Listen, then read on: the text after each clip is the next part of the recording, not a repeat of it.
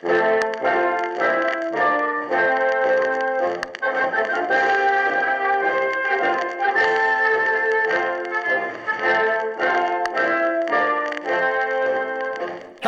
and welcome to this week's edition of Family Stories, the podcast written by you, our listeners. This week's family stories include fighting in the might of Atlantic storms, reflections on the hell of Okinawa, landing tanks on D-Day, and, back home, a butcher and the black market.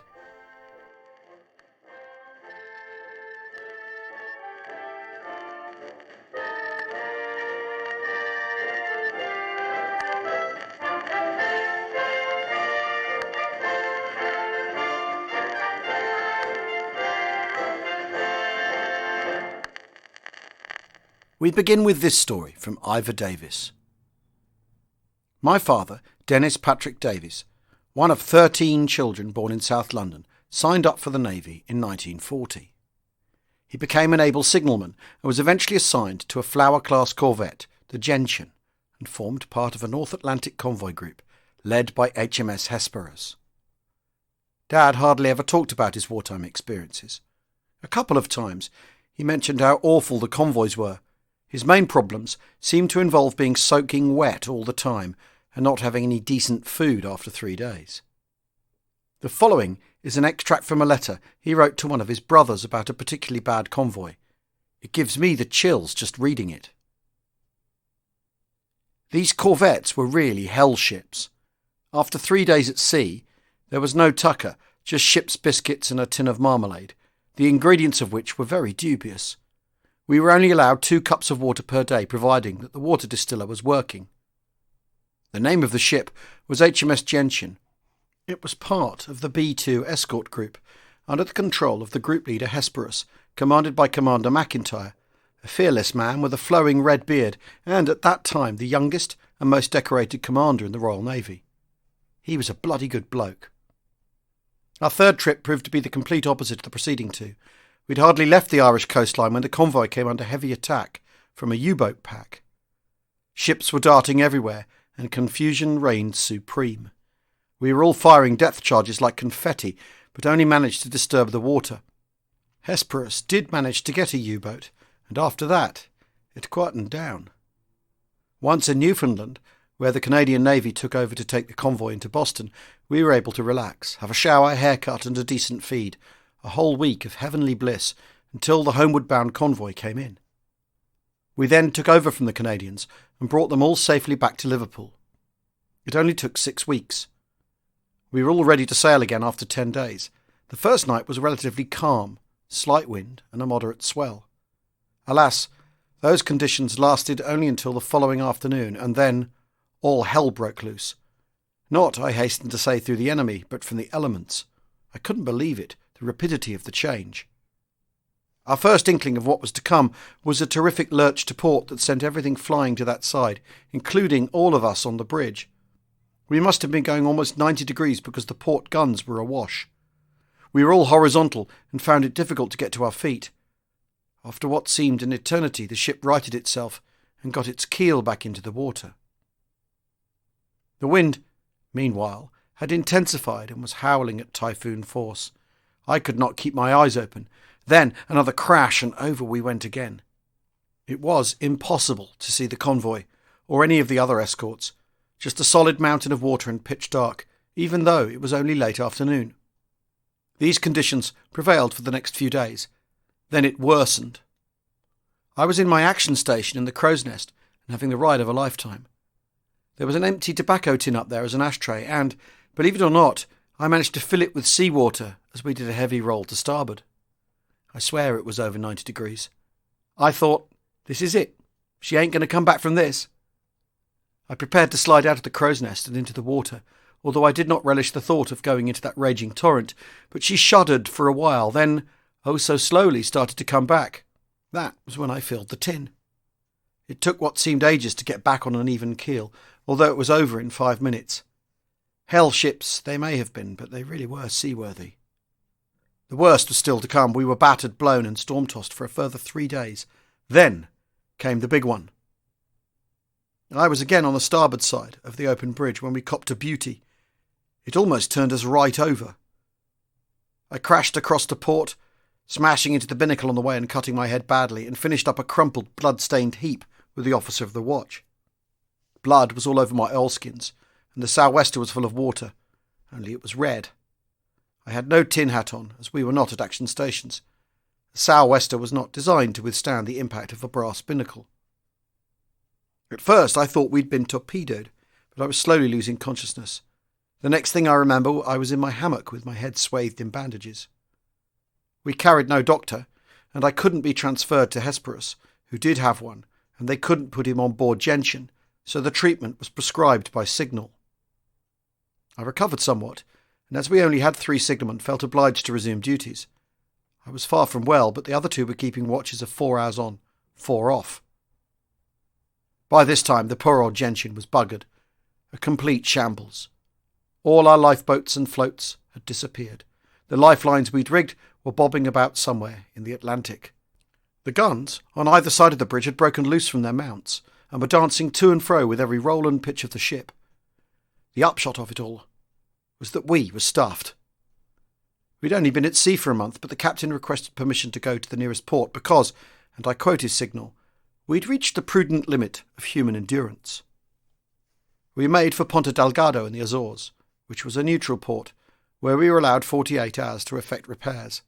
I was taken to the only hospital where I was patched up a bit. We managed to find an old cutter, which we took for our only lifeboat. After plugging all the holes and 18 coats of paint, she looked seaworthy. Thank Christ we never had to prove it. We also managed to pinch some food, mainly onions, which I still hate, and fresh water, so we lived like kings for a day. We sailed after our time was up to try and catch the convoy. We prayed that the weather, comprising of tempest, tornado and typhoon, had settled down a bit. It wasn't good, but it was certainly better than the previous 4 weeks. Dad went on to survive the war and continued serving in the Navy. He joined the crew of HMS Loch Katrine, which was sold to the New Zealand Navy in 1949. He was part of the transfer crew that sailed to Auckland. Half the crew were Kiwis, and he liked them so much that when he arrived in New Zealand, he decided he wanted to stay, transferring to the Royal New Zealand Navy. Best wishes, Ivor Davis.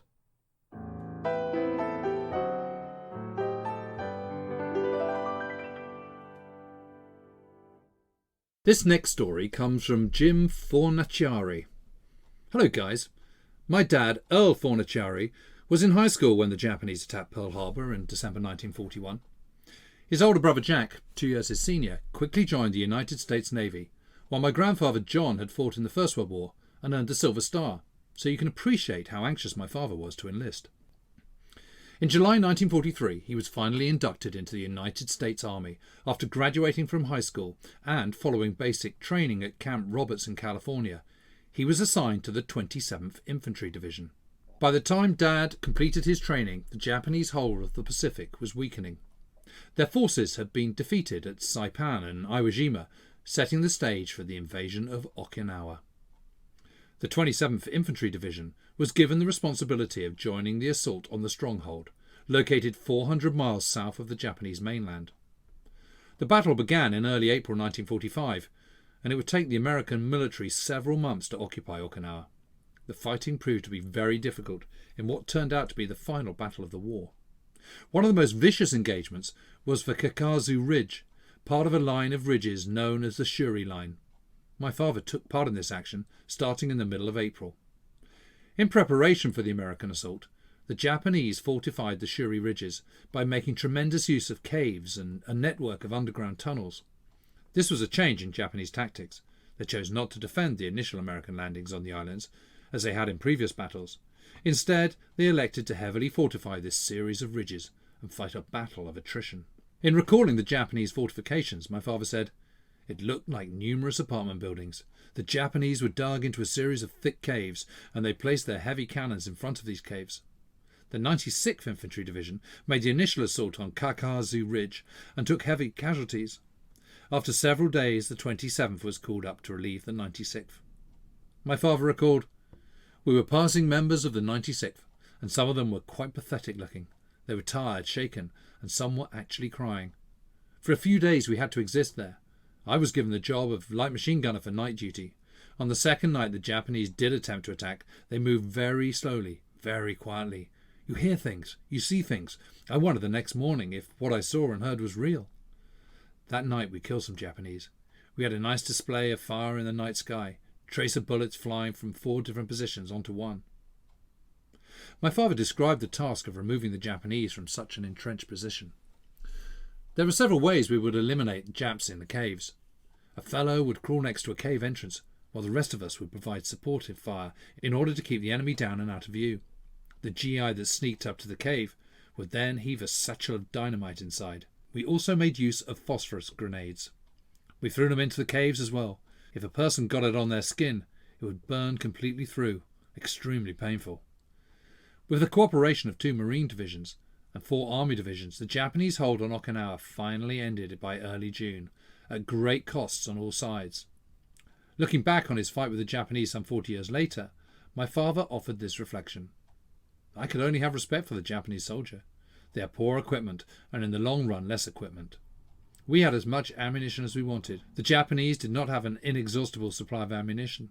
Our soldiers would fire, and if they missed, they had another round to fire, and if they missed, yet another. The Japanese soldier had to exist under many more hardships than we. In examining the bodies of the Japanese dead, we found they had very little to carry. They had no raincoats, no ponchos, no cigarettes, and only small packets of rice, and that was about it. My father was very proud of his service and received the Bronze Star in recognition of his efforts on Kakazu Ridge. In reflecting on his time in the United States Army, he said, "It is something you cannot forget, will not forget, and will be proud of. I'm glad I was there, even though it took 3 years out of my life. I do not regret it one bit."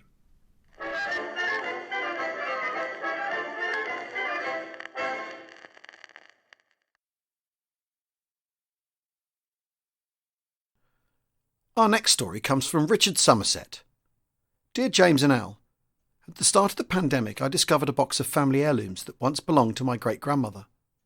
It included more than 500 documents, photos and letters that belonged to her son, my grandfather, Francis Somerset, known as Shan to his family. Shan wrote regularly, and his mother kept every letter. He was 20 at the outbreak of war and served in the Royal Navy aboard HMS Mendip in the North Sea. By 1941, he transferred to HMS Saunders in Egypt. This was a training base for combined operations, and here he was trained to captain landing craft. During 1942, he sailed along the North African coast, delivering provisions to the 8th Army, including a trip to Tobruk. In 1943, he sailed a landing craft infantry large as part of Operation Husky, and his photos capture some of the armada he sailed in. A subsequent letter describes being in an Italian cafe when the Italian government surrendered and the wild celebrations among Italians and servicemen alike. The collapse of Italy did not end his war, and in June 1944 Shan was part of the attack on Sword Beach. He sailed LCT 444, one of 4 vessels carrying 5 DD tanks from 13th 18th Hussars. These landing craft closed to just 5,000 yards before the tanks entered the water. One of the tanks from LCT 444 could not engage its propellers and sank. Fortunately, its crew bailed out into their yellow life raft and were recovered. After D-Day, Shan and his crew were part of the enormous supply efforts. He sailed 22 journeys, and the physical challenge of these repeated crossings is not to be underestimated. Shan was subsequently recognised in dispatches for his efforts. The LCTs carried supplies to France and brought prisoners back. One letter recounts the deck filled with German prisoners. Despite being outnumbered 25-1, the crew were not concerned, partly due to the amount of weaponry they had trained on the enemy, but primarily because the Germans were very seasick. His letters to his mother sometimes took on a darker tone as he recounted the men who'd been killed, and described walking among the ruined fortifications along the French coastline. I find it incredible to imagine the gentle grandfather I knew at the bridge of a vessel, looking at the shells raining down on Normandy. Shan passed away in 1996, but reading his letters has made me feel very close to him, and it's a privilege to share his story. Kind regards, Richard Somerset.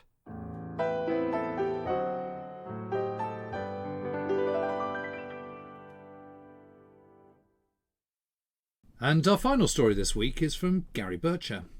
I'm writing to you with a different story to most. It's from the home front, about financial skullduggery in the meat trade and how my grandfather became embroiled in the black market. Stanley Bircher was born in 1908 into a working-class family in Hucklecote on the outskirts of Gloucester. When Stan was 13, his father died, so he had to leave school and find work to feed his family. By the outbreak of war, he was established as a butcher in Longlevens, another community on the outskirts of Gloucester. Being in a reserve trade, he was not called up, but did serve in the local Home Guard. Meanwhile, the butcher in a nearby village had registered his wife as the business owner for tax reasons. This meant that he wasn't registered in a reserve trade and was consequently called up. His wife was unable to cope with all the physical work, lifting sides of meat, sawing bones and cutting joints of meat, so Stan took over these aspects as well as running his own business with my grandmother. He took no payment for this work, viewing it as a favour for a fellow professional, and all part of the war effort. So how did this well-meaning and altruistic man become engaged in the black market? The meat trade was highly regulated. Customers had to register with a butcher and could only obtain meat from that shop.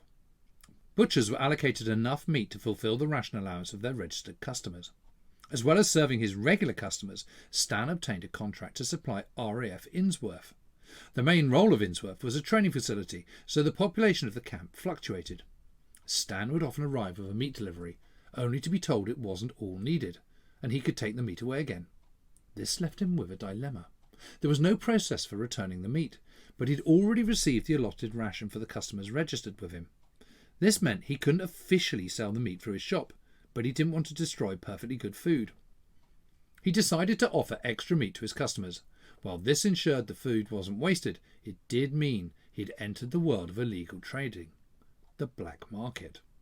He was discreet with these transactions, and so were his customers, so he was never caught and continued until the end of the war, making himself a small nest egg in the process. His next problem was what to do with the proceeds of the black market trade. As this wasn't legitimate business, he couldn't pay the money into his bank account. The cash was stored in an old biscuit tin in the back room.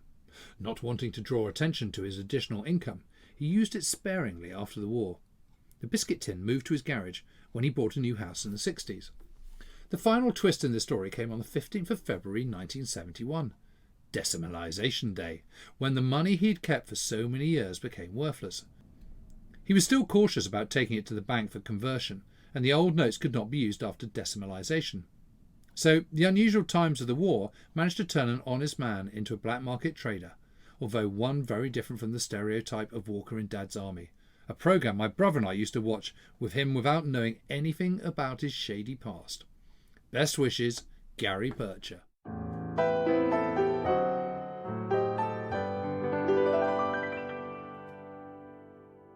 That's all for this episode. If you've got a family story you'd like to be considered for the show, please email it to wehavewayspodcast@gmail.com. That's wehavewayspodcast@gmail.com. Or leave it on the members site under the Family Stories tab. A reminder, that's patreon.com/wehaveways. A huge thank you to those of you who have shared your stories this week. Thanks for listening. Bye for now.